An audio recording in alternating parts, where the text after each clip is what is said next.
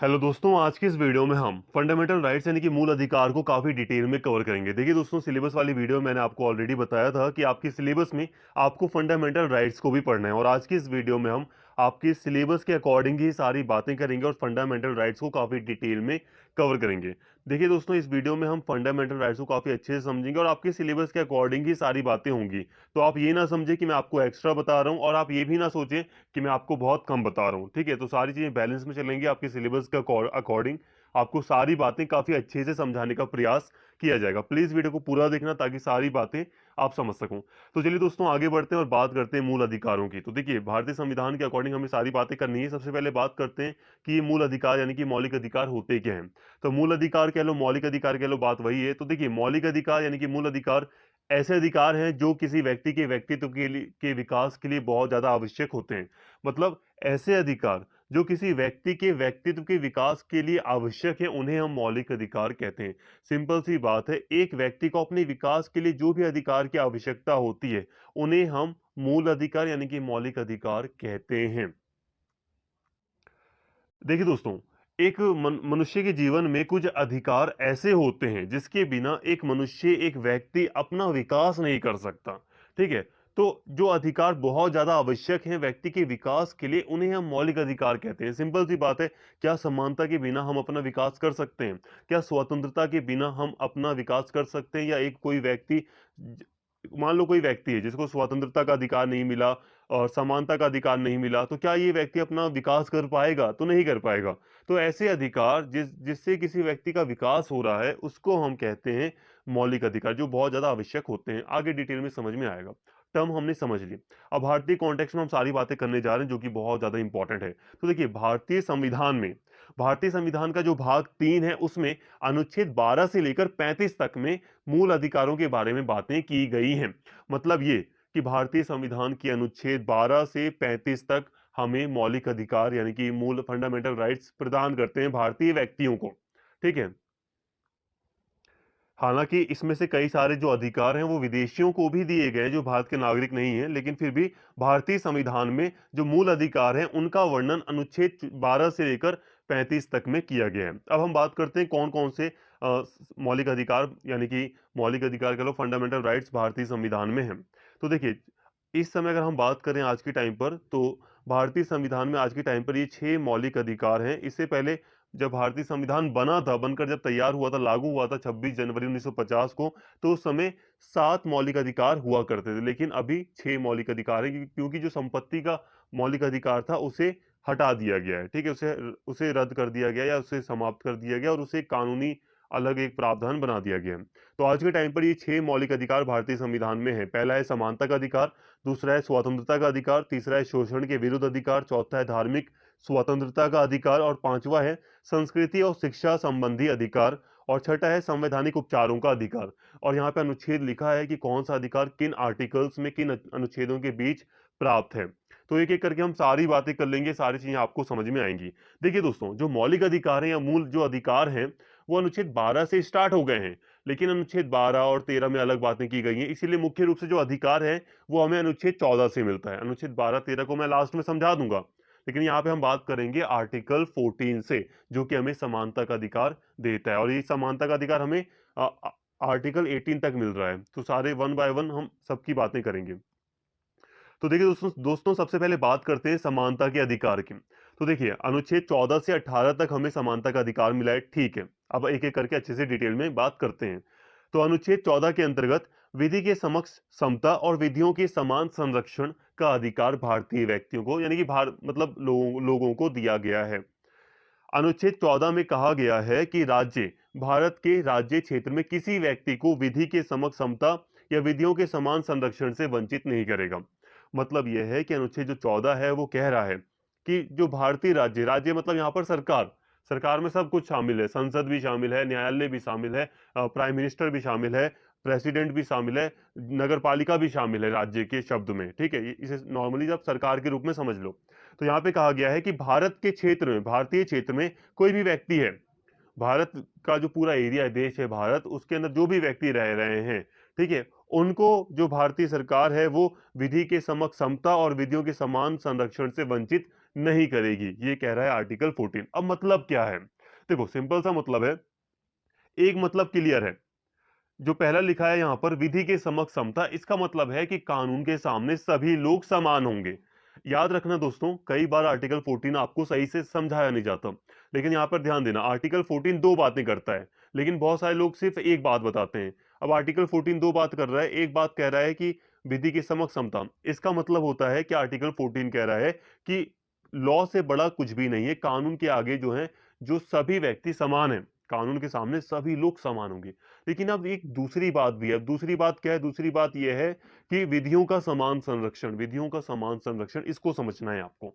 ठीक है, आर्टिकल 14 ने कहा कानून के सामने सभी समान है, ये समझ में आ गया। लेकिन आर्टिकल 14 ने साथ में ये भी प्लस में ये भी कह दिया कि विधियों का समान संरक्षण होगा। इसका मतलब समझो, इसका मतलब है कि समान के साथ समान व्यवहार होगा। ध्यान देना, समान के साथ समान व्यवहार होगा। ठीक है, समान के साथ समान व्यवहार होगा। देखो इसे आप, जैसे दोस्तों अगर हम बात करें इंडिया में जो टैक्स रेजीम है, अगर हम बात करें जो इंडिया में जो टैक्स का जो सिस्टम है, उसको जब हम देखते हैं तो वहां पे हमें विधियों का समान संरक्षण का सिद्धांत देखने को मिलता है। हालांकि एक जो पुराना टैक्स रेजीम था उसमें भी देखने को मिलता है, और जो नया टैक्स पॉलिसी वगैरह, जो नई जो टैक्स रेजीम है जो लागू की गई है, उसमें भी हमें विधियों का समान संरक्षण का सिद्धांत देखने को मिलता है। देखिए सिंपल सी बात है, आप अगर आज जो न्यू टैक्स रेजीम है उसको अगर आप देखेंगे, तो न्यू टैक्स रेजीम में आप देखेंगे कि 7.5 लाख से लेकर जो व्यक्ति 10 लाख के बीच में कमा रहे हैं, ठीक है, 7.5 से 10 लाख तक जो व्यक्ति कमा रहे हैं, एक हो, दो हो, चार हो, करोड़ हो, जितने भी व्यक्ति हों, जो 7.5 रुपए से 7.5 लाख से लेकर 10 लाख तक कमाने वाले जो व्यक्ति हैं, उनको जो परसेंट ऑफ टैक्स देना है वो देना है 15%। ठीक है, वैसे तो मैं सही हूँ, बाकी अगर हो सकता है मैं थोड़ा बहुत इधर इधर उधर हो जाए तो आप करेक्ट कर लेना, लेकिन हाँ 15% उनके लिए टैक्स रखा गया है कि उनको कितना टैक्स देना है, 15% का टैक्स देना है। इसके साथ ही जो व्यक्ति 15 लाख से ज्यादा कमा रहे हैं, उन्हें 30% टैक्स देना है। तो यहाँ पे बात को समझिए, यहाँ पे मैं क्या कह रहा हूँ कि देखिए, एक व्यक्ति है जिन्हें 15% का टैक्स देना है, और एक व्यक्ति है जिन्हें 30% का टैक्स देना है। तो यहाँ पे बात को समझो, जैसे कि मान लो 10 व्यक्ति हैं जिनकी इनकम 8 लाख के आसपास है, 10 लाख के आसपास है, 7.5 लाख के आसपास है, जिन्हें 15% टैक्स देना है। मतलब वो एक ही कैटेगरी में आ रहे हैं, एक ही कैटेगरी में आ रहे हैं ना। तो जो व्यक्ति 7.5 से लेकर 10 लाख के बीच में कमा रहा है, एक ही कैटेगरी में आने वाले जो ये व्यक्ति हैं, इनको 15% का टैक्स देना है सबको। ठीक है, लेकिन जो व्यक्ति 15 लाख से ज्यादा जिनकी इनकम है, चाहे वो कितने भी व्यक्ति हों, ठीक है, तो उनको 30% का टैक्स देना है। मतलब समान के साथ समान व्यवहार। तो मतलब ये इस कैटेगरी के जो व्यक्ति थे, उनको एक जैसा टैक्स देना था, और इस कैटेगरी के जो व्यक्ति हैं 15 लाख से ज्यादा कमाने वाले, उनको एक जैसा टैक्स देना था। मतलब समान के साथ समान व्यवहार, और असमान के साथ यहाँ पे आपको दिखेगा, आपको असमानता भी देखने को मिलेगी। आप यूं कह सकते हैं ना कि मान लो जो 7.5 लाख से 10 लाख तक कमा रहे हैं, उन्हें भाई बस 15% देना है टैक्स, और जो 15 लाख से ज्यादा कमा रहे हैं उन्हें 30% टैक्स देना है। तो आप कह सकते हो यहाँ पे समानता का सिद्धांत कहाँ लागू है? लेकिन आर्टिकल 14 ने ये कहा है कि इस विधियों का समान संरक्षण लागू होगा। विधि के समक्ष समता तो लागू है, कानून के सामने सभी समान है, ये तो लागू होगा ही, लेकिन विधियों का समान संरक्षण भी लागू होगा। मतलब समान के साथ समान व्यवहार, और असमान के साथ असमान व्यवहार भी हो सकता है। मतलब ये कि अगर आप 15 लाख से ज्यादा कमा रहे हो तो आपसे 30% टैक्स लिया जा सकता है, और कोई व्यक्ति है जो 10 लाख से कम और 7.5 से ज्यादा कमा रहा है, तो उससे 15% का टैक्स लिया जाएगा। तो ये क्या हो गया? समान के साथ समान व्यवहार। दोस्तों इसे एक और एग्जांपल से आप समझ सकते हो। ठीक है, देखिए दोस्तों, जब हम एग्जाम देने जाते हैं तो जो नॉर्मली जो बच्चे फिट होते हैं वो भी एग्जाम देते हैं, और कुछ दिव्यांग बच्चे भी होते हैं वो भी एग्जाम देने जाते हैं। ठीक है, लेकिन आप दोनों के लिए जो नियम है वो उसमें आप अंतर देखने को मिलेगा आपको। ठीक है, जो नॉर्मल स्टूडेंट्स हैं, ठीक है, जो नॉर्मल स्टूडेंट हैं उन्हें आप देखेंगे, मान लो अगर मैं थोड़ा सा हाइपोथेटिकली यहाँ पे एग्जांपल दे रहा हूँ, सही कुछ भी हो सकता है, लेकिन इसी से मिलता जुलता रहेगा। देखिए जैसे कि मान लो जो नॉर्मली स्टूडेंट होते हैं उन्हें 3 घंटे दिए जाते हैं एग्जाम करने के लिए, और जो मतलब थोड़ा से दिव्यांग बच्चे होते हैं, ठीक है, शारीरिक रूप से थोड़े से मतलब दिव्यांग बच्चे होते हैं, तो उन्हें हो सकता है 1 घंटा 1.5 घंटा जो भी होता है क्राइटेरिया रखा जाए, उस हिसाब से उन्हें कुछ एक्स्ट्रा टाइम दिया जाता है। ठीक है, तो जैसे कि मान लो 3 घंटे प्लस उन्हें 1 घंटा दे दिया गया। ठीक है, अब यहाँ पे क्या चीजें होंगी लागू? तो यहाँ पे देखिए, जितने भी यहाँ पे आपको एक असमानता देखने को मिलेगी। देखिए यहाँ इन इन बच्चों को 3 घंटे दिए गए, और इन बच्चों को 3 घंटे प्लस 1 घंटा दिया गया। तो यहाँ पे थोड़ा सा असमान देखने को मिल रहा है, लेकिन यहाँ पे क्या चीजें हैं, यहाँ पे ध्यान दो। विधियों का समान संरक्षण लागू हो रहा है। ये इसका मतलब ये होता है कि एक जैसे के साथ एक जैसा व्यवहार किया जाएगा। मतलब देखो ये सारे के सारे जो नॉर्मल स्टूडेंट हैं, उन सभी को 3 घंटे दिए जा रहे हैं। ऐसा नहीं है कि एक बच्चे को बस 3 घंटे दिए गए, बाकी सभी नॉर्मल बच्चों को आधा घंटा एक्स्ट्रा दिया गया या आधा घंटा कम दिया गया। ऐसा कुछ नहीं। जो भी मतलब इस कैटेगरी के स्टूडेंट होंगे, उन्हें इतना टाइम दिया जा रहा है, 3 घंटे दिए जा रहे हैं, ठीक है? लेकिन जो दूसरी तरफ जो दिव्यांग बच्चे हैं, तो उन सभी को 1 घंटा एक्स्ट्रा दिया जा रहा है। मतलब ऐसा नहीं है कि एक एक दिव्यांग बच्चे को एक्स्ट्रा टाइम दे दिया गया और दूसरे को नहीं दिया गया, तो ऐसा भेदभाव नहीं होता, ठीक है? यहाँ पे ये है कि आपकी कैटेगरी जो है, उस कैटेगरी के हिसाब से आपके साथ भेदभाव नहीं होगा, समान के साथ समान व्यवहार होगा। मतलब यहाँ पर इस एग्जाम्पल की बात करूँ तो सभी दिव्यांग बच्चों को 1 घंटा एक्स्ट्रा दिया जाएगा। ये कहता है विधि का समान संरक्षण, ठीक है? और जो सभी नॉर्मल स्टूडेंट हैं उन्हें 3 घंटे दिए जाएँगे। तो विधियों का समान संरक्षण यही कहता है। कई बार आप देखेंगे कि जो दिव्यांग बच्चे होते हैं उन्हें कई सारे इक्विपमेंट या जो इंस्ट्रूमेंट इंस्ट्रूमेंट वगैरह होते हैं वो रखने की अनुमति दे दी जाती है। तो सिर्फ एक बच्चे को नहीं दी जाएगी, उन सभी दिव्यांग बच्चे को दी जाएगी जो उस कैटेगरी में आते हैं। तो आई होप विधियों का समान संरक्षण आपको समझ में आया होगा। कई बार स्टूडेंट्स को कई सारे टीचर्स ये एक्सप्लेन नहीं करते हैं, इसलिए मैंने यहाँ पर थोड़ा टाइम लेके इसको एक्सप्लेन किया। समझ जाएंगे तो आपके लिए काफी बेनिफिशियल रहेगा। तो आई होप आपको आर्टिकल 14 समझ में आ गया होगा। सबसे बड़ा आर्टिकल यही था, इसलिए मैंने इतना टाइम लिया क्योंकि बहुत कंफ्यूजिंग रहता है। आई होप सारी बातें यहाँ तक क्लियर होंगी। अब बहुत ईजी है, आगे आपको सारी बातें समझ में आएंगी। अब बात करते हैं आर्टिकल 15 की।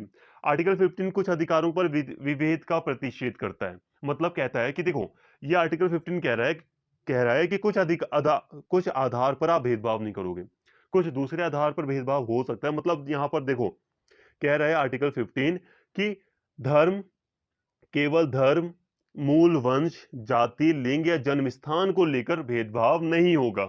मतलब कह रहा है आर्टिकल 15 कि कुछ बेसिक चीजें हैं, जैसे कि धर्म हो गया, वंश हो गया, जाति हो गया, लिंग हो गया, जन्म स्थान हो गया, इसको लेकर आप भेदभाव नहीं करोगे। तो ये जो भारत राज्य किसी नागरिक, जो सरकार है वो किसी के प्रति भेदभाव नहीं करेगी।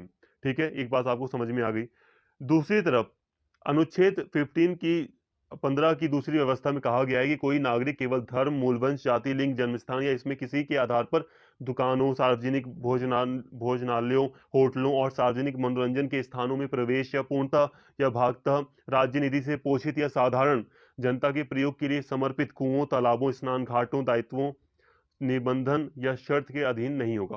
कहने का मतलब दोस्तों यह है कि देखो, ये जो आर्टिकल 15 है, अनुच्छेद 15, ये राज्य और नागरिकों, इन दोनों को ही चेतावनी दे रहा है। क्या चेतावनी दे रहा है? राज्य से कह रहा है, सरकार से, कि आप धर्म, मूल वंश, जाति इत्यादि के आधार पर आप भेदभाव नहीं करेंगे। ठीक है, ये कह रहा है सरकार से। इसके साथ ही ये जो आर्टिकल 15 है, ये नागरिकों से भी कह रहा है कि कोई भी व्यक्ति किसी दूसरे व्यक्ति के साथ धर्म, मूल वंश, जाति और लिंग या जन्म स्थान के आधार पर भेदभाव नहीं करेगा। सिंपल सी बात है। जैसे कि मान लीजिए कोई पब्लिक पार्क है, ठीक है, कोई पब्लिक पार्क है, अब हम लोग वहां पर जा रहे हैं, कोई भी व्यक्ति या हम लोग हैं जा रहे हैं, तो हमें कोई नहीं रोकेगा। क्यों? क्योंकि ये पब्लिक पार्क है। ठीक है, हमें कोई रोक नहीं सकता क्योंकि ये पब्लिक पार्क है, सरकार का पार्क है। तो सरकार हमें हम हम मतलब सरकार कुछ कुछ दूसरे रीजन से रोक सकती है, लेकिन हाँ, धर्म, जाति, लिंग या जन्म स्थान के आधार पर नहीं रोकेगी। ये नहीं कहेगी कि तुम्हारा धर्म ये है तो तुम नहीं जा सकते। सरकार ऐसा नहीं कर सकती। ठीक है, तो या तुम्हारा जन्म मान लो अरुणाचल प्रदेश में नहीं, तुम्हारा जो जन्म है वो तेलंगाना में हुआ है तो तुम दिल्ली के पार्क में नहीं आओगे, ऐसा कुछ नहीं कर सकती। तो जन्म स्थान के आधार पर या जेंडर के आधार पर कि तुम स्त्री हो या पुरुष हो, इस आधार पर भी सरकार भेदभाव नहीं करेगी। आपको सार्वजनिक जो भी चीजें हैं वहां जाने से, आने से, या जो कोई भी किसी भी प्रकार का भेदभाव सरकार, जो राज्य है वो इन आधारों पर नहीं करेगा। इसके अलावा नागरिकों को भी यहाँ पे चेतावनी दी गई है। जैसे कि मान लो आप किसी दुकान में गए और उस दुकान में आपके साथ उस दुकान में आपके साथ भेदभाव धर्म, मूलवंश, जाति, लिंग या जन्म स्थान के आधार पर नहीं हो सकता। ठीक है, सिंपल सी बात है। मान लो आप किसी 5 स्टार होटल में गए, तो वहां पर आपको 5 स्टार होटल का जो मालिक है, मैनेजर है, वो आपको धर्म के आधार पर या यहाँ पे जितनी भी चीजें लिखी हैं इनके आधार पर आपको एंटर करने से रोक नहीं सकता। वो बात अलग है कि आपके पास अगर कम पैसे हैं, आपके पास एंट्री फी पे करने के पैसे नहीं है, तो आपको रोका जा सकता है, या कोई दूसरा रीजन है तो आपको रोका जा सकता है। लेकिन ये जो आधार अभी आर्टिकल 15 ने बताए हैं, इन आधारों पर भेदभाव नहीं हो सकता। तो भेदभाव का प्रतिषेध किया गया है, प्रतिबंध लगाया गया है कुछ आधारों पर। आई होप क्लियर होगा आपको। इसके साथ ही दोस्तों अब हम बात करें अगर आर्टिकल 16 की, तो अनुच्छेद 16 लोक नियोजन के विषय में अफसर की क्षमता की बात करता है। मतलब देखो दोस्तों, जो नौकरियां होती हैं सरकारी नौकरियां, तो उसमें जो अफसर होंगे इक्वल अपॉर्चुनिटी होगी, ये बात कर रहा है यहाँ पर। अनुच्छेद 16 में राज्य के अधीन किसी पद पर नियोजन या नियुक्ति से संबंधित विषयों में सभी नागरिकों के लिए अफसर की क्षमता होगी। मतलब सरकार के अधीन मान लो कोई पद खाली है, जैसे कि आईएएस का पद है एक, तो यहाँ पर कोई भेदभाव नहीं होगा, सभी के लिए इक्वल अपॉर्चुनिटी अपॉर्चुनिटी होगी, समान अवसर होगा कि वो इस पद को ग्रहण कर सकें। केवल धर्म, वंश, जाति, लिंग, जन्मस्थान या निवास के आधार पर राज्य किसी भी रोजगार एवं कार्यालय के लिए अयोग्य नहीं ठहराया जाएगा। मतलब यह है कि इन आधारों पर भेदभाव नहीं होगा। वो बात अलग है ना, मेरिट के आधार पर भेदभाव हो सकता है, आपके मार्क्स ज्यादा आए हैं तो आपको नौकरी मिल सकती है, हो सकता है आपके दोस्त के मार्क्स कम आए हो तो उसे नौकरी ना मिले, तो दूसरे आधारों पर हो, मतलब क्राइटेरिया फिक्स किया जा सकता है, लेकिन धर्म, वंश वगैरह के आधार पर भेदभाव नहीं होगा नौकरियों में। ये कौन कह रहा है? तो आर्टिकल 16 ने ऐसा कहा है। लेकिन यहाँ पर थोड़ा सा एक्सेप्शन है, अभी मैं आगे आपको डिटेल में बताऊंगा।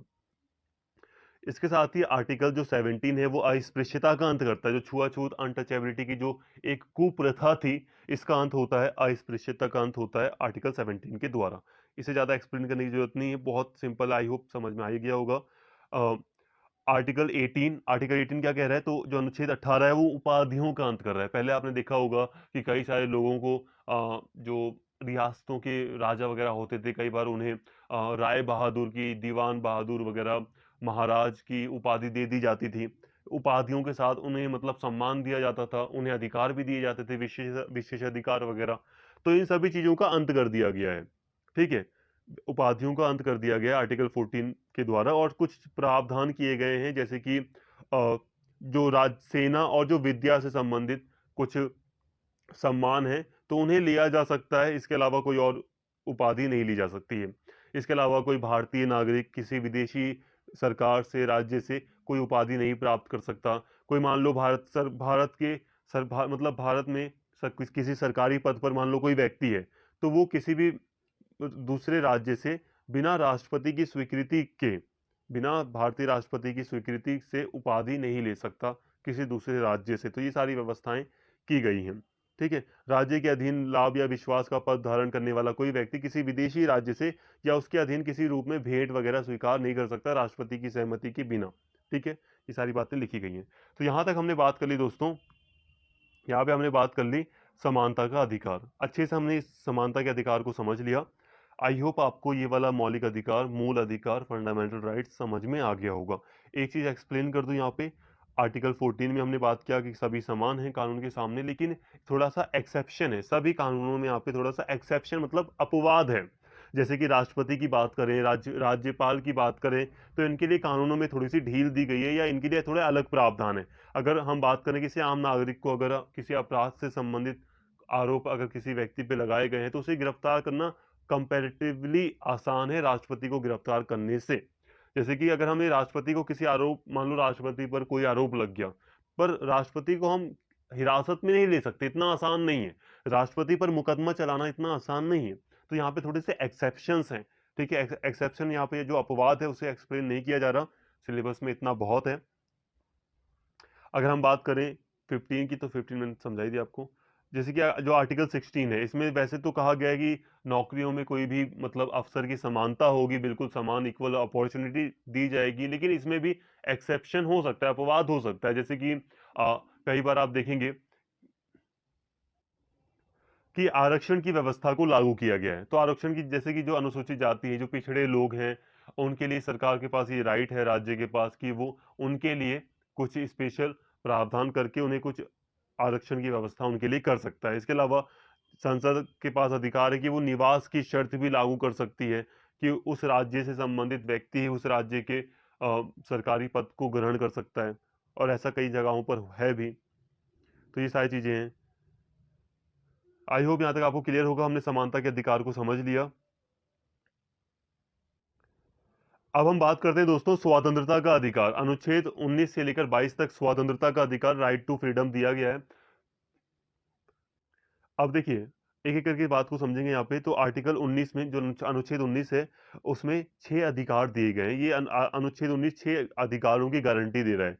इसमें क्या है? तो इसमें शामिल है वाक एवं अभिव्यक्ति की स्वतंत्रता, मतलब बोलने की आपको आज़ादी है, आप अपना मत प्रकट कर सकते हो, आपका जो भी विचार है आप उसको सामने रख सकते हो। शांतिपूर्वक सम्मेलन कर सकते हो, ये अधिकार दिया गया है व्यक्तियों को, भारतीय व्यक्तियों को दिया गया है ये अधिकार। संगम या संघ बनाने का अधिकार है, जो भारत में जो लोग हैं मतलब वो अपना ग्रुप बना सकते हैं, यूनियन बना सकते हैं, सहकारी संस्थाएं आपने देखा होगा बना सकते हैं। अबाध संचरण, भारत के किसी भी कोने में संचरण कर सकते हैं, आ जा सकते हैं। निवास का अधिकार, भारत के किसी भी कोने में बसने का अधिकार देता है आर्टिकल 19। व्यवसाय आदि की स्वतंत्रता, मतलब जो व्यवसाय है आप चाहे तो किसी भी तरह का व्यवसाय अपना सकते हैं, ये आपको स्वतंत्रता दी गई है।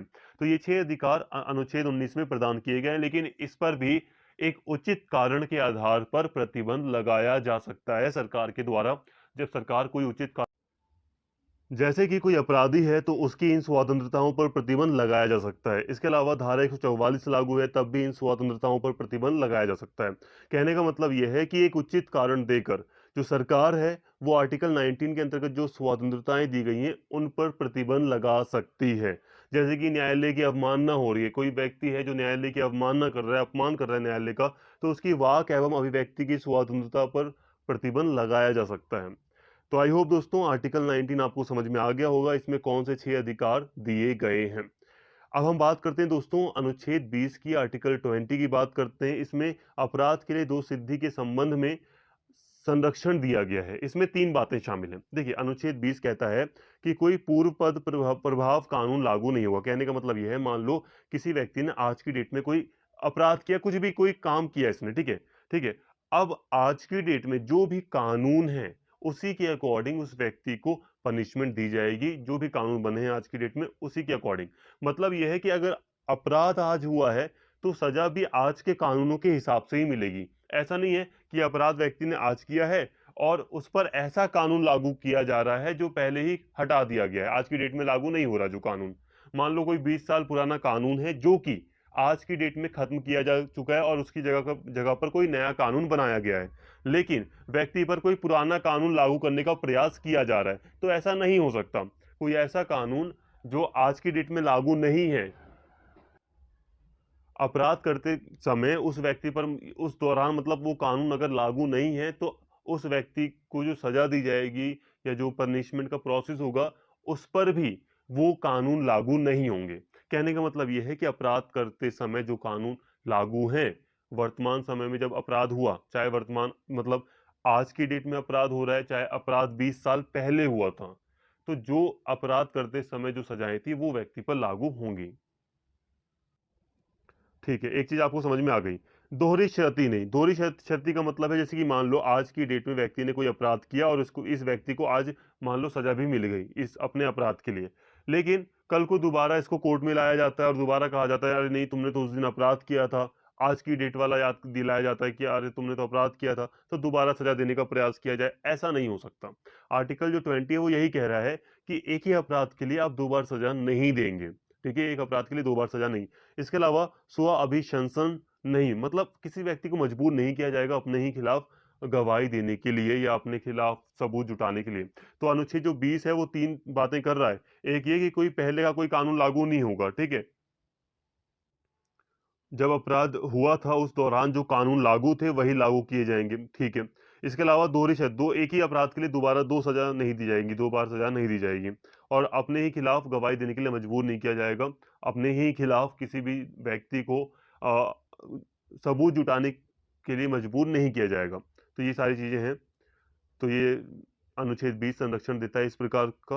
और अब हम बात करते हैं अनुच्छेद 21 की, प्राण एवं दैहिक स्वतंत्रता। देखिए, अनुच्छेद जो 21 है वो प्राण एवं दैहिक स्वतंत्रता देता है। देखिए, अनुच्छेद 21 में घोषणा की गई है कि किसी व्यक्ति को उसके प्राण या दैहिक स्वतंत्रता से कि विधि द्वारा स्थापित प्रक्रिया के अनुसार ही वंचित किया जाएगा, अन्यथा नहीं। एक चीज यहां पर समझ लो, ये अनुच्छेद 21 कह रहा है कि किसी भी व्यक्ति को ये जो प्राण एवं दैहिक स्वतंत्रता है इससे वंचित किया जा सकता है, लेकिन वो कैसे? कानून के दायरे में रहकर। मतलब कुछ कानूनी प्रक्रिया है, उसके अकॉर्डिंग अगर हम बात करें तो प्राण एवं दैहिक स्वतंत्रता का थोड़ा उल्लंघन किया जा सकता है। लेकिन जिन चीजों के लिए कानून नहीं बने, तो उन क्षेत्र में पूरी तरह प्राण एवं दैहिक स्वतंत्रता दी गई है। अब देखिए, ये काफी व्यापक है।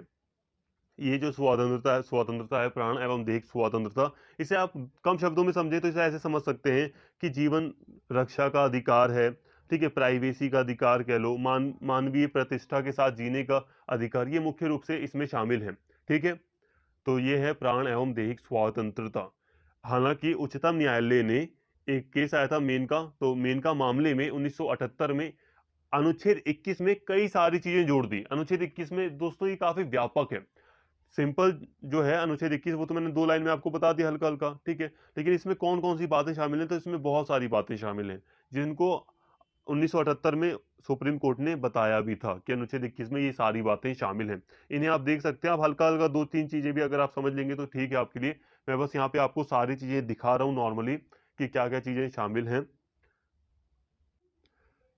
आर्टिकल 21 में क्या क्या चीजें शामिल है, मैं कुछ पॉइंट दिखा रहा हूँ, सारे नहीं दिखा रहा हूँ, कुछ पॉइंट्स दिखा दे रहा हूँ आपको। जैसे कि मानवीय प्रतिष्ठा के साथ जीने का अधिकार, ये आर्टिकल 21 में शामिल है।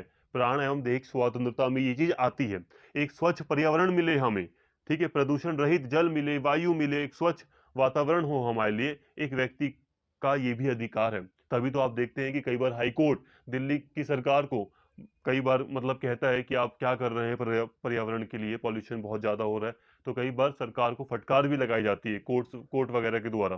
तो वो इन्हीं सब चीजों के लिए लगाई जाती है, क्योंकि एक नागरिक को अधिकार है कि वो स्वच्छ पर्यावरण में रहे, उसका जीवन सुरक्षित रहे। इसके अलावा जीवन की रक्षा का अधिकार, निजता का, आश्रय का, स्वास्थ्य का अधिकार भी इसमें शामिल है। ठीक है, ये कई सारी चीजें आ जाती हैं। हथकड़ी लगाने के विरुद्ध भी अधिकार है इसमें दोस्तों, कि एक मनुष्य का आप हाथ नहीं बांध, हथकड़ी नहीं लगा सकते किसी मनुष्य को। वो बात अलग है कि कोई अपराधी है, कोई गंभीर अपराध किया किसी ने, तो हथकड़ी लगाई जाती है। लेकिन नॉर्मली हथकड़ी लगाने के विरुद्ध भी एक अधिकार है। अमानवीय व्यवहार के विरुद्ध अधिकार है, देर से फांसी के विरुद्ध अधिकार है। तो मतलब इसमें जो जीवन से संबंधित चीजें हैं, ठीक है, एक जो दैहिक स्वतंत्रता है, वो सारी चीजें इसमें शामिल हैं। इतना काफी है। अभी हमने आर्टिकल 21 को समझा। अब हम बात कर रहे हैं आर्टिकल 21A की, हिंदी में कहते हैं आर्टिकल 21 का। ठीक है, अब ये क्या है, तो देखिए ये हमें शिक्षा का अधिकार दे रहा है। पहले क्या था दोस्तों, देखिए देखो पहले ऐसा नहीं था। जैसे कि हमने देखा था राज्य की नीति निर्देशक तत्व वगैरह हैं, तो उसमें उसमें भी फ्री जो में जो शिक्षा है, निःशुल्क जो शिक्षा है, वो देने की बात की गई थी। इसके बाद हम देखते हैं यहाँ तक जो 1978 है, उसमें भी 1978 में मेनका मामले में सुप्रीम कोर्ट ने भी निःशुल्क कानूनी सहायता, 14 वर्ष की उम्र तक निःशुल्क शिक्षा का अधिकार, इन बातों को भी शामिल किया था आर्टिकल 21 में। इसी के बाद हमें यहाँ पे देखने को मिलता है कि संसद क्या करती है कि 86वें संवैधानिक संशोधन के द्वारा शिक्षा के अधिकार को सामने लाती है। देखिए, अब ये संशोधन 86वां संवैधानिक संशोधन किया जाता है, जिसके द्वारा क्या होता है कि आर्टिकल 21A यानी कि अनुच्छेद 21 का जोड़ा जाता है। और ये क्या करता है, ये घोषणा करता है कि जो राज्य है यानी कि जो सरकार है, वो 6 से 14 वर्ष तक की उम्र के बच्चों को निःशुल्क एवं अनिवार्य शिक्षा उपलब्ध कराएगा। मतलब इसने कानून बना दिया। 86वां जो संवैधानिक संशोधन था, उसने शिक्षा के अधिकार के लिए कानून बना दिया, लेकिन लागू नहीं किया था, इसे व्यवस्था नहीं की थी। अब आगे चलकर क्या किया गया 2009 में, अनुच्छेद 21A के अनुसार, मतलब ये जो अनुच्छेद बना दिया था इन्होंने, अब इसके अनुसार काम करते हुए संसद ने बच्चों को निःशुल्क एवं अनिवार्य शिक्षा का अधिकार अधिनियम 2009 अधिनियमित करके इस अधिनियम के अंतर्गत यह व्यवस्था की कि 14 वर्ष की आयु तक के प्रत्येक बच्चे को संतोषजनक एवं समुचित गुणवत्ता वाली पूर्णकालिक प्रारंभिक शिक्षा एक ऐसे औपचारिक विद्यालय जिसमें अनिवार्य परिपाटियों एवं मानकों का पालन किया जाता हो में प्राप्त करने का अधिकार है। मतलब यह है कि देखो 86वें संवैधानिक संशोधन के द्वारा एक कानून लाया गया अधिकार के रूप में, 21A या का कह लो, ठीक है। अब 2009 में अधिनियम पारित कर दिया। अधिनियम कैसा पारित किया गया कि राइट टू एजुकेशन, पूरा का पूरा अधिनियम पारित कर दिया, जिसमें पूरी व्यवस्था कर दी कि सभी मतलब जो सरकारें हैं वो सभी 14 वर्ष तक के बच्चों को जो प्रारंभिक शिक्षा है, सही से वो उनको प्रोवाइड कराएंगी। हालाँकि हो सकता है आपको थोड़ा सही से समझ ना आए दोस्तों, लेकिन यहाँ पे आपको ज़्यादा गहराई से भी नहीं समझना है, इसलिए नॉर्मली समझा रहा हूँ। बस आप ये समझिए कि अनुच्छेद 21 का के अंतर्गत शिक्षा का अधिकार दिया गया है। इसमें 86वां संवैधानिक संशोधन हुआ था, जिसके तहत ये अनुच्छेद जोड़ा गया और उसके बाद फिर संसद ने अधिनियम 2009 अधिनियम पारित किया था राइट टू एजुकेशन का, जिसके तहत ये पूरी व्यवस्था वगैरह की गई और जो निःशुल्क शिक्षा है, अनिवार्य शिक्षा वो प्रोवाइड करने के लिए ये मतलब अधिनियम बनाया गया था। ठीक है, यहाँ तक कोई दिक्कत नहीं होगी।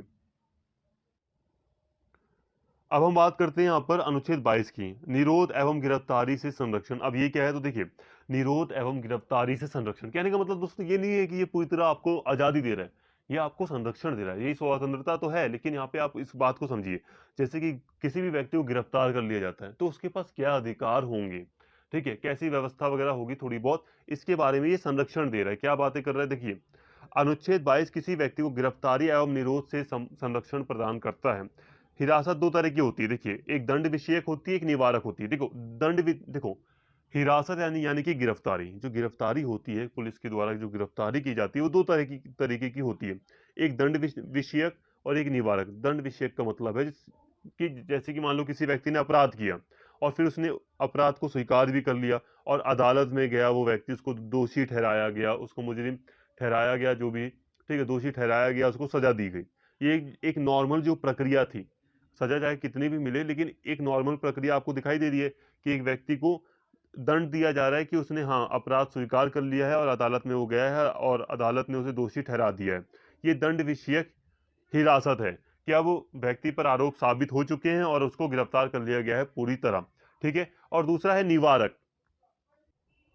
निवारक हिरासत का मतलब दोस्तों ये है, निवारक हिरासत हिरासत का मतलब ये है कि किसी व्यक्ति पर मतलब गंभीर शक है और शक के आधार पर ही उसको दोषी माना जा रहा है और उसको गिरफ्तार किया गया है। मतलब अदालत में कोई सुनवाई वगैरह नहीं हुई है और किसी व्यक्ति को दोषी माना जा रहा है और उसको फिर गिरफ्तार किया गया है, तो इसके लिए कानून बनाए गए हैं, ठीक है। तो ये जो अनुच्छेद 22 है, ये यही इन्हीं से संबंधित है कि जो दंड विषयक गिरफ्तारी होगी, उसमें कौन कौन से कानून होंगे, या जो निवारक, अगर कोई गिरफ्तारी हो रही है, निवारक गिरफ्तारी हिरासत हो रही है, तो उसमें कौन-कौन से कानून लागू होंगे, तो इसके बारे में ये बात कर रहा है अनुच्छेद 22, ठीक है।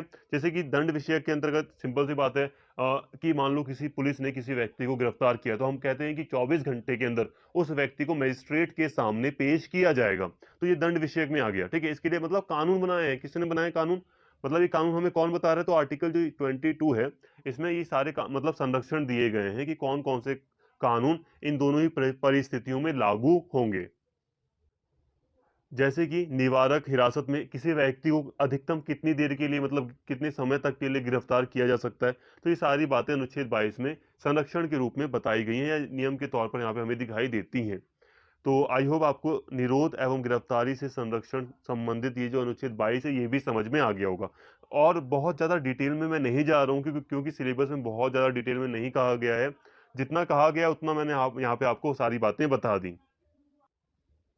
तो दोस्तों यहाँ तक हमने स्वतंत्रता का जो अधिकार है अनुच्छेद 19 से लेकर 22 तक इसको देख लिया, ठीक है। आर्टिकल 19, 20, 21 एंड 22, ठीक है। 19 से लेकर 22 तक जो अधिकार दिए गए हैं, स्वतंत्रता का जो अधिकार दिया गया है, हमने इसको समझ लिया। तो हमने समानता का अधिकार समझ लिया, स्वतंत्रता का अधिकार समझ लिया। दो अधिकारों को अभी तक हमने समझा है। दोस्तों अब हम बात करते हैं शोषण के विरुद्ध अधिकार के। अनुच्छेद 23 और 24 के अंतर्गत ये अधिकार हमें दिया गया है। देखिए, अनुच्छेद 23 बात करता है मानव दुर्व्यापार एवं बलात्श्रम का निषेध। कहने का मतलब ये है कि देखिए अनुच्छेद 23 के अंतर्गत क्या किया गया है, ये व्यवस्था की गई है कि किसी भी मानव का व्यापार नहीं किया जाएगा, ठीक है। एक वस्तु के रूप में मानव की खरीद बिक्री नहीं की जा सकती, ये अनुच्छेद 23 इस पर पूरी तरह प्रतिबंध लगाता है।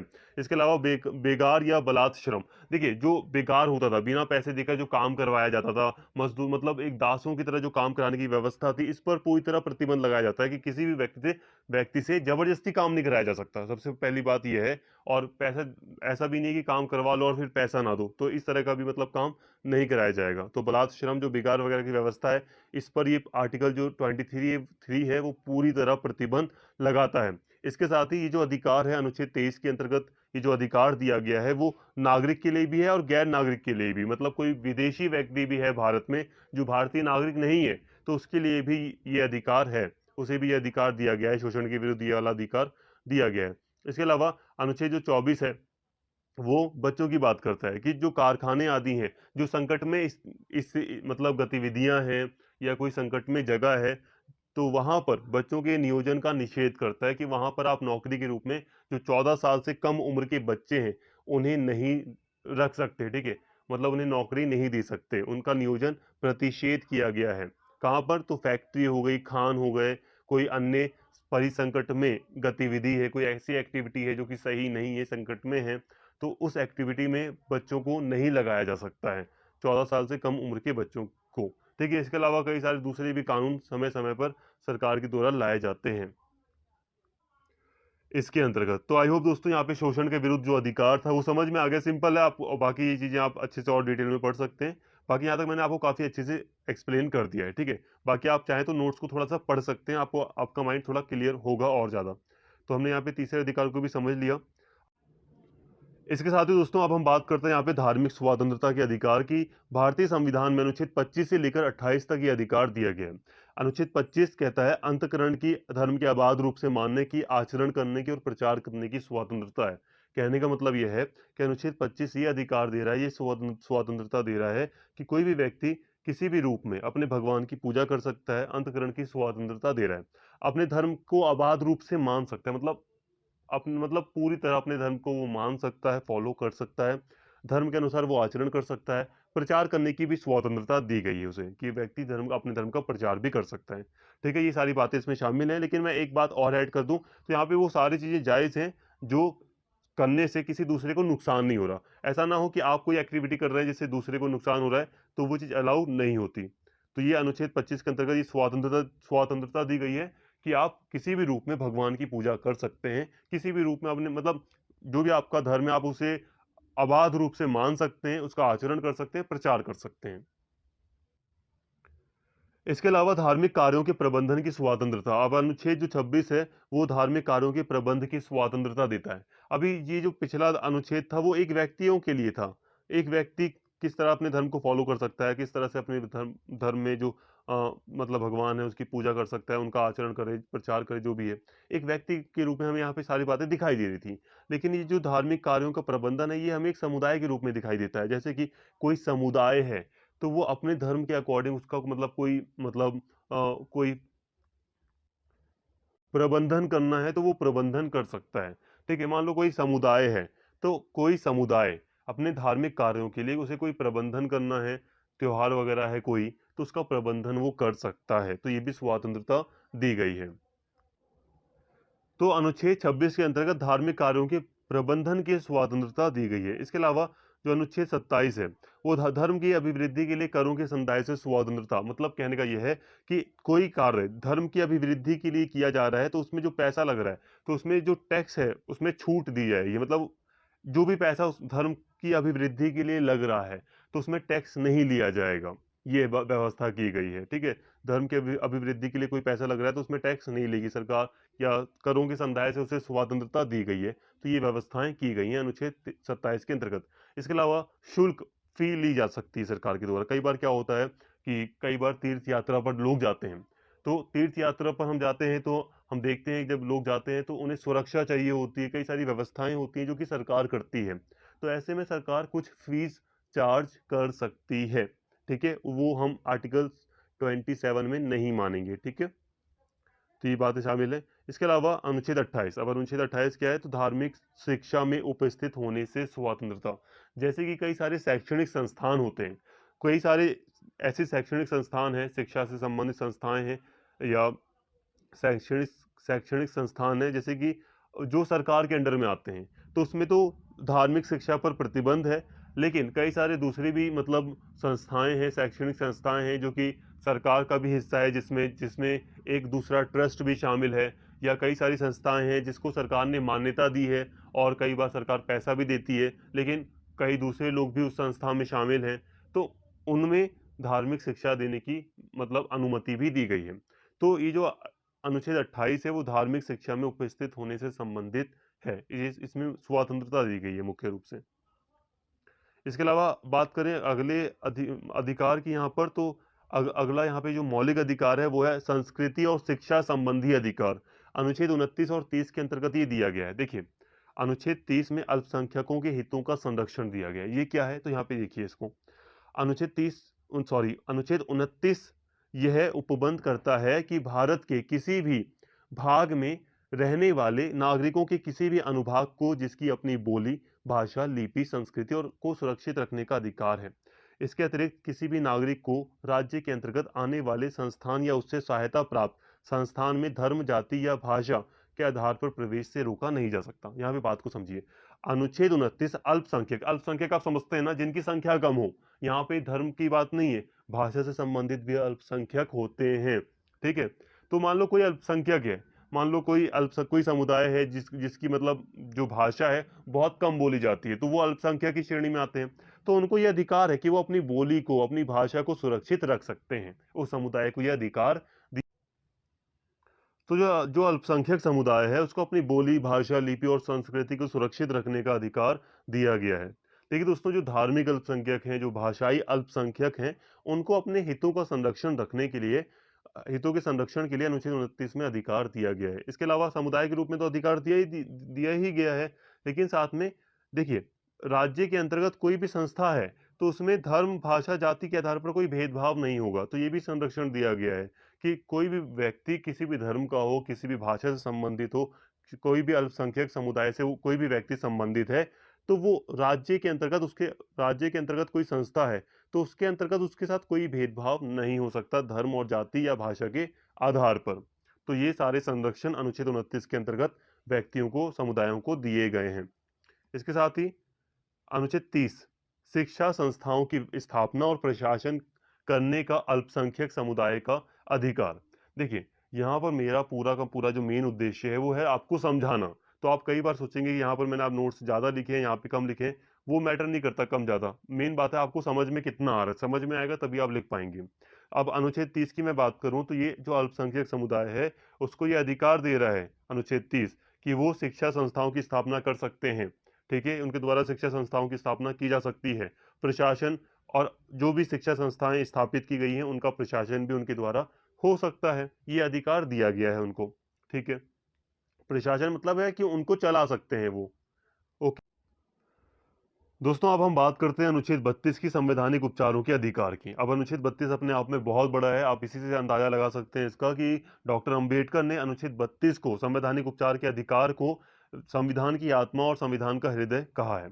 अब देखिए, अनुच्छेद 32 अपने आप में बहुत बड़ा अनुच्छेद है। ऐसा इसलिए क्योंकि जो मौलिक अधिकार है उनका उपचार हमारा अनुच्छेद 32 के तहत ही हो सकता है। सिंपल सी बात है, अगर किसी भी व्यक्ति के मौलिक अधिकारों का उल्लंघन होता है, ठीक है, मौलिक अधिकारों का उल्लंघन होता है किसी भी व्यक्ति के, तो वो डायरेक्टली अनुच्छेद 32 के तहत सुप्रीम कोर्ट का दरवाजा खटखटा सकता है। ठीक है, तो इसलिए अनुच्छेद 32 अपने आप में काफी बड़ा है, काफी इंपॉर्टेंट है।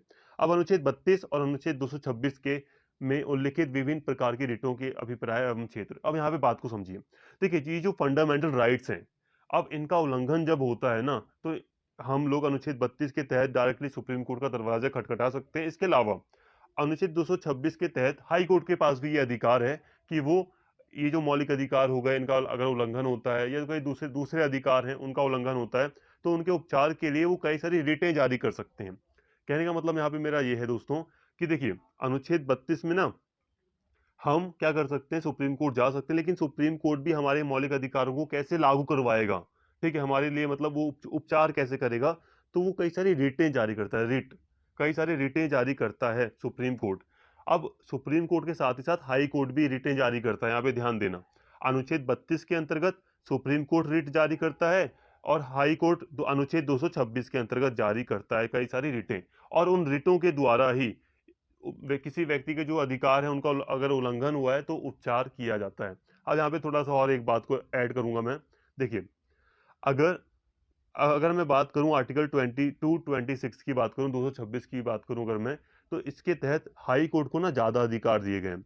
हाई कोर्ट ये जो रिटें हैं ना, वो किसी भी कानून, अगर किसी भी मतलब कानून के उल्लंघन में हाई कोर्ट रिटें जारी कर सकता है, लेकिन सुप्रीम कोर्ट जब फंडामेंटल राइट का उल्लंघन होता है किसी व्यक्ति का तभी वो रिट जारी कर सकता है अनुच्छेद 32 के अंतर्गत।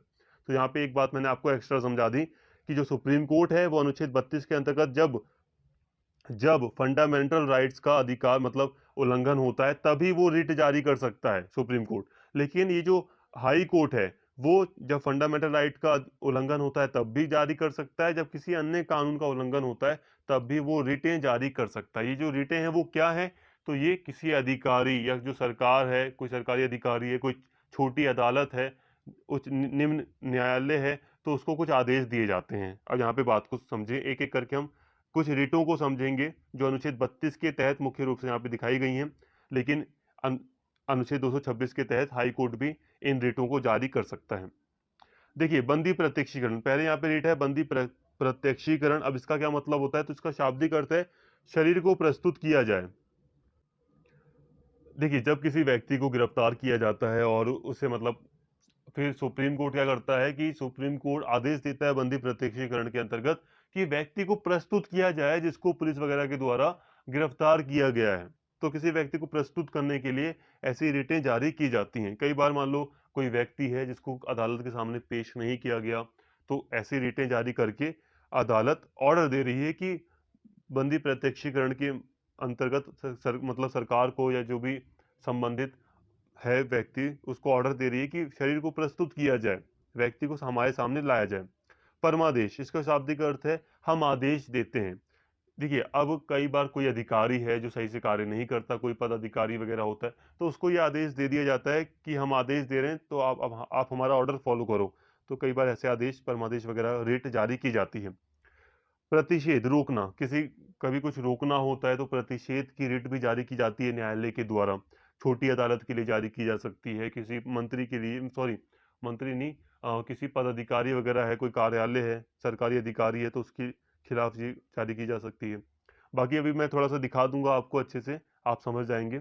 उत्प्रेक्षण, प्रमाणित होना या सूचना देना, ये भी एक रिट है, इसे भी जारी किया जाता है।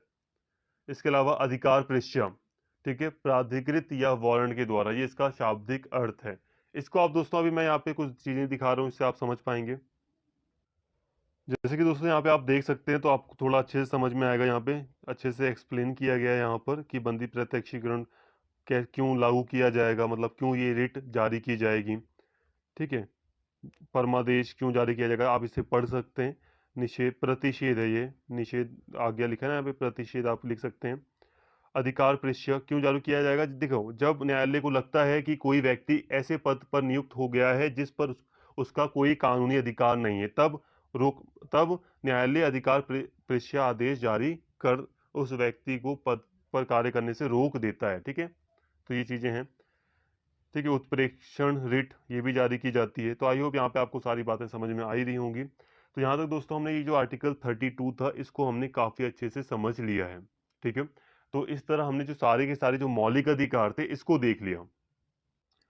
तो इस तरह दोस्तों हमने मौलिक अधिकारों को पूरी तरह अच्छे से समझ लिया। ये जो मूल अधिकार हैं, फंडामेंटल राइट्स हैं, इसको हमने पूरी तरह अच्छे से समझ लिया, ठीक है। मूल अधिकारों को हमने काफी डिटेल में कवर कर लिया। अब यहाँ पे देखिए, जो मूल अधिकार है ये हमें अनुच्छेद 12 से लेकर 35 तक दिए गए, ठीक है। संविधान के का जो जो भाग 3 है, इसमें 12 से लेकर ये 35 तक अधिकार दिए गए हैं, और मुख्य रूप से ये जो 14 है, अनुच्छेद 14 और अनुच्छेद 32, इसी के बीच में ये हमें अधिकार मिले हैं, ठीक है।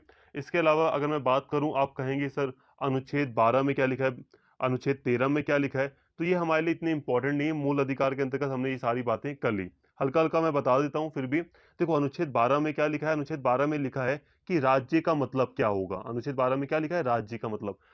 हमने अभी जब हमने अनुच्छेद 14 पढ़ा, 13 मतलब 15 पढ़ा, तो हर जगह हमने देखा राज्य शब्द आया कि राज्य ये प्रतिबंधित करता है, या राज्य ये है वो है, कि राज्य किसी भी व्यक्ति को धर्म, जाति, लिंग के आधार पर रोक नहीं सकता, उसके साथ भेदभाव नहीं कर सकता। तो अनुच्छेद 12 बताता है कि राज्य शब्द का क्या अर्थ है। मुख्य रूप से संसद हो गई, या नगर पालिकाएं हो गई, न्यायालय भी शामिल है इसमें। जितनी भी चीजें हैं देश के अंदर जो एक संवैधानिक ढांचे में आ रही हैं, तो वो राज्य के अंतर्गत आती हैं। ये अनुच्छेद 12 एक्सप्लेन करता है काफी अच्छे से। लेकिन फिर भी आपने हल्का हल्का समझ लिया कि अनुच्छेद 12 राज्य की परिभाषा देता है। अनुच्छेद 13 क्या कह रहा है, अनुच्छेद 13 कह रहा है कि कोई भी ऐसा कानून जो कि मूल अधिकारों का उल्लंघन करेगा, उसे कानून नहीं माना जाएगा, उसे उसका होना ना होना बराबर होगा। मतलब मान लो संसद ने कोई कानून बनाया जो कि मूल अधिकारों का उल्लंघन कर रहा है, तो उस कानून का कोई अर्थ ही नहीं रह जाएगा, वो अपने आप ही रद्द हो जाएगा अनुच्छेद 13 के अंतर्गत।